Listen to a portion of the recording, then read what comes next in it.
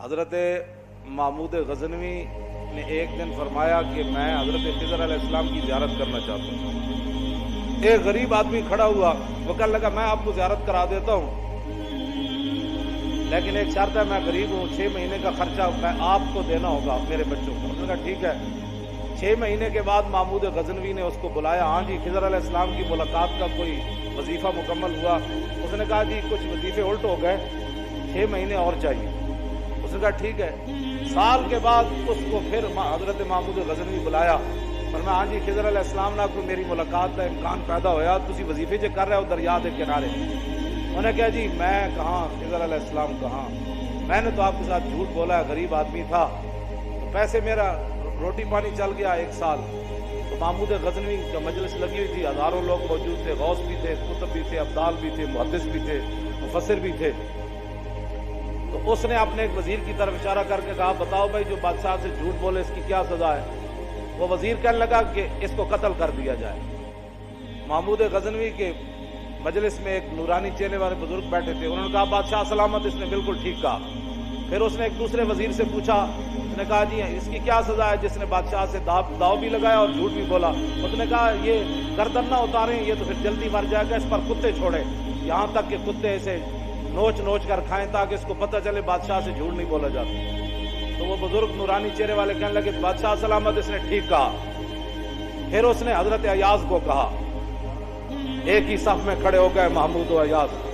حضرت ایاز کو کہا کہ ہاں جی آپ بتائیں۔ اس نے کہا بادشاہ سلامت، ایک غریب آدمی تھا، اس کے جھوٹ بولنے سے آپ کے وقار میں کوئی کمی نہیں آئی، اور 1 سال پیسے دینے سے آپ کے خزانے میں کوئی کمی نہیں ہے، یا آپ اس کو معاف کر دیں۔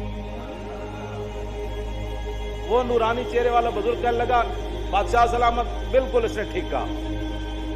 محمود غزنوی نے ان بزرگوں کو قریب بلایا، انہوں نے کہا یہ کیا بات ہے، جو گردن اتارنے کا کہتا ہے وہ بھی ٹھیک ہے، جو یہ کہتا ہے کہ کتے چھوڑ دیا جائے وہ بھی ٹھیک ہے، جو معافی کرتا ہے۔ اس نے کہا کہ جس نے کہا نا گردن اتار دو، یہ اس کا خاندان تھا کسائی، تو اس نے اپنے خاندان کا اظہار کیا ہے، گردنیں اتارنے کے عادی ہیں، اور کہا کہ غلطی تو تیری ہے جیسے تو نے ایسے لوگوں کو وزیر بنایا۔ اس نے کہا جس نے کتوں کا کہا نا کتے چھوڑو، اس کے آباء و اجداد بادشاہوں کے کتے نہلایا کرتے تھے۔ اس نے اپنے خاندان کا اظہار کیا ہے، اس نے اپنی فطرت اپنے خون کا بتایا ہے، اور کہا کہ رہ گیا ایاز تو یہ سید ہے، اور سید کربلا میں لٹے بھی گئے، اف نہیں کی، اپنا سودا بیچ کر بازار سونا کر گئے، کون سی بستی بسائی تاجران آل بیت۔ کیوں جی؟ کہا یہ سید ہے۔ جب یہ کہا نا یہ سید ہے، تو محمود غزنوی کرسی پر کھڑا ہو گیا، کہنے لگا ایاز تو نے آج تک بتایا ہی نہیں میں آل رسول ہوں، اتنا ظلم کیا تو نے بتایا ہی نہیں آج تک۔ حضرت ایاز فرمانے لگے کہ اچھا میرا راز ان بزرگوں نے کھولا تو میں بھی آپ کے سامنے ایک راز کھولنا چاہتا ہوں۔ انہوں نے کہا جی وہ کیا ہے؟ انہوں نے کہا یہ جو بزرگ ہیں نا یہ خود حضرت خضر علیہ السلام۔